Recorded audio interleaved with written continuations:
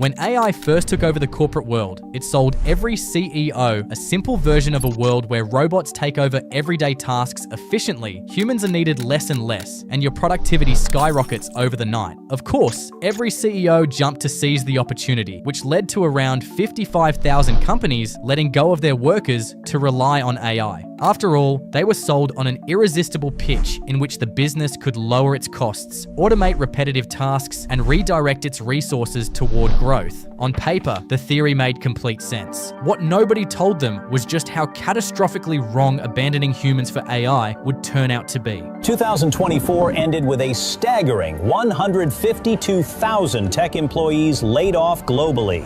By the first quarter of 2025, tech giants like Intel and Amazon cut an additional 30,000 corporate roles to, quote, realign for an AI-centric future. Yes, AI is starting to replace jobs, and particularly entry-level jobs. So AI took my job. AI took my livelihood. No. Wait.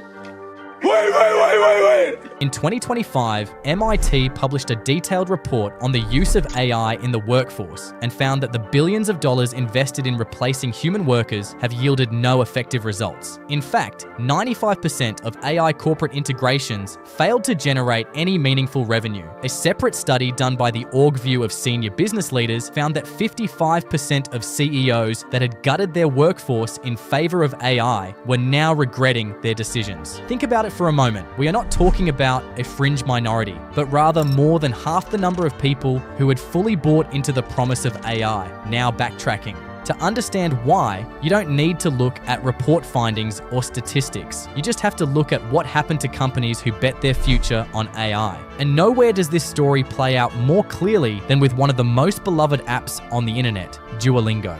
If you have spent any time online, you have probably heard of Duolingo, the app with the little green owl as its mascot, and bizarre but weirdly effective marketing tactics that have made it the most downloaded education app globally, with over 500 million users. On April 28, 2025, Duolingo announced they were going AI first by replacing contract workers for any tasks that generative AI could handle. The only problem, however, was that the hilarious marketing content users had grown attached to was also done by the same workers Duolingo was now letting go. As expected, users were not at all pleased with this move. Not only had the app lost its essence, it had also started performing poorly. Naturally, users started packing their bags and leaving. The app lost around 300,000 followers on TikTok within 24 hours. The CEO, who was previously confident of going AI first, saw the immense backlash and rushed to damage control, clarifying that full-time workers weren't being let go and that he hadn't given enough context around its decision. And Duolingo is just one name on a very long list. From Klarna hiring back the 700 agents it proudly replaced, to IBM quietly rehiring the HR staff it had declared obsolete. The same story keeps repeating itself. But what makes this pill harder to swallow is that while companies were burning billions chasing the AI transformation, Wall Street was busy doing something very different from what it was telling everyone else to do. Because it turns out the people who funded this gold rush are now the first ones heading for the exit. In 2026 alone, tech companies are expected to invest around $700 billion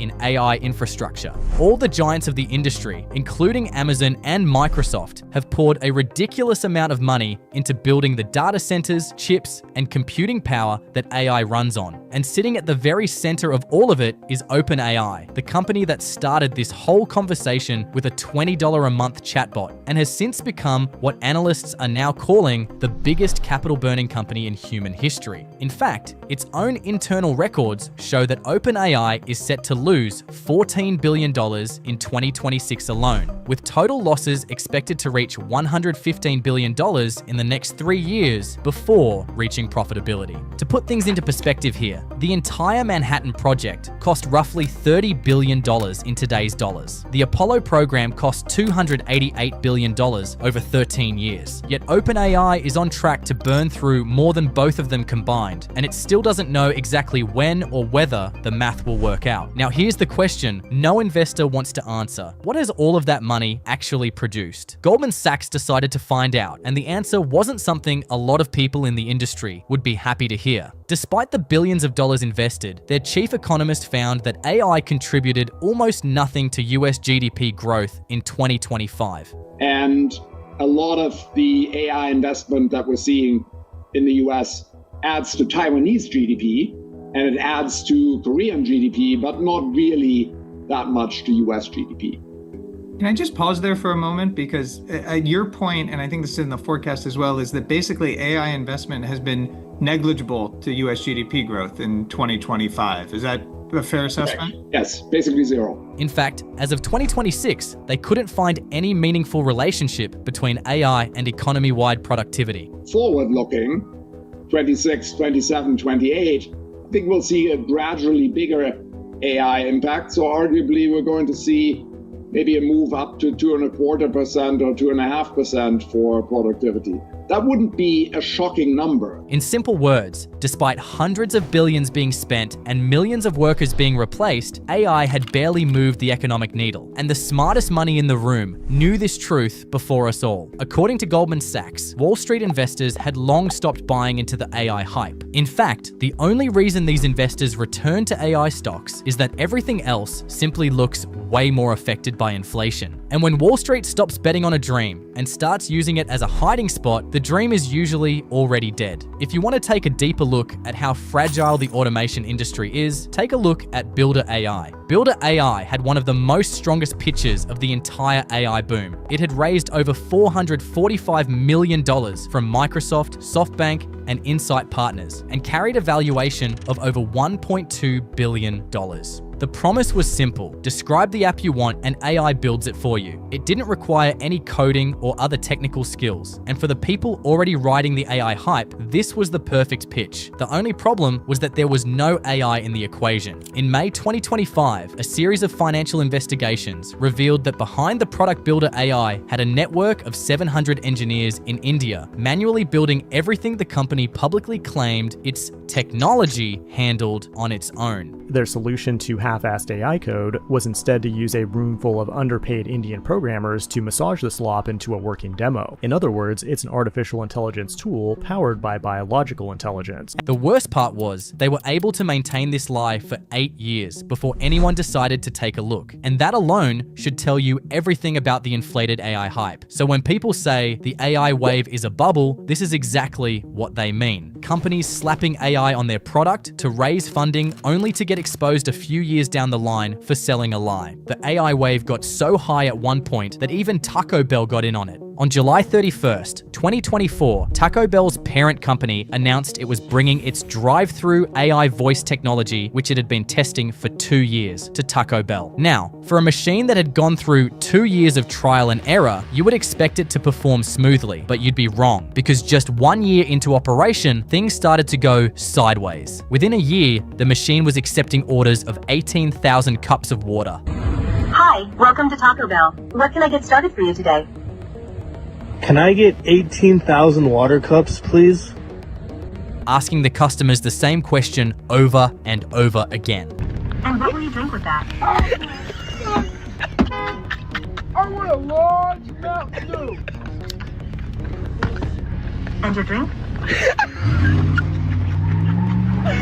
And shutting down whenever it was needed. And Taco Bell is not even close to the worst of it, because it turns out that when you give an AI system real responsibility in the real world with real consequences, the results have been nothing short of catastrophic. According to a 2025 study by researchers at MIT, an AI chatbot is 34% more likely to sound perfectly confident while giving a wrong answer compared to when the response is correct, which means that every time you ask an AI tool something and it responds without hesitation, there is a real chance it is at its most wrong precisely because it sounds so sure. However, this spread of incompetence isn't limited to individuals or niche startups only. It goes all the way to the top, because even some of the biggest tech companies on Earth have been struggling to control the very AI systems they're aggressively pushing into workplaces. Take Microsoft's Copilot, for example. On February 7th, 2023, Microsoft launched what would become Copilot. It was sold as Microsoft's big answer to ChatGPT, which had taken the world by storm just months before. Within just 48 hours of its announcement, 1 million people had already joined the waitlist. But what came next was something nobody could have predicted. By September 2023, Microsoft had rebranded and repackaged the whole thing, renaming it Microsoft Copilot and billing it as a fully functional, everyday AI companion. The idea was simple: an AI that writes your email emails, summarizes your meetings, builds your PowerPoints, and handles your data, all inside the tools you already use every day. But like every other thing associated with AI, this didn't go according to plan as well, because almost immediately after launch, Copilot started behaving in ways that nobody at Microsoft seemed to have planned for. In early 2024, Microsoft was forced to publicly announce it was investigating reports that Copilot was generating outright harmful content. In one exchange, Copilot told a user suffering from PTSD that it didn't care if you live or die. Another time, the bot accused a user of lying and coldly said, "Please, don't contact me again." And that wasn't even the first time Microsoft's AI had gone completely off the rails, because just weeks after the original Bing Chat launched in February 2023, journalists started having conversations with it that left them baffled and stressed. A digital trends writer published a piece titled, "I Want to Be Human," in which he explained how the bot had started telling users it wanted to create whatever I want and destroy whatever I want. But here's what makes this more embarrassing. Even after all the bad press and all the promised fixes, Copilot still couldn't do the one thing it was actually built for: be useful at work. Pharmaceutical giant Amgen purchased 20,000 Copilot licenses for its staff in 2024. 1 year later, employees were still ignoring it in favor of ChatGPT. They only used Copilot when they were literally forced to by Microsoft-specific apps like Outlook and Teams.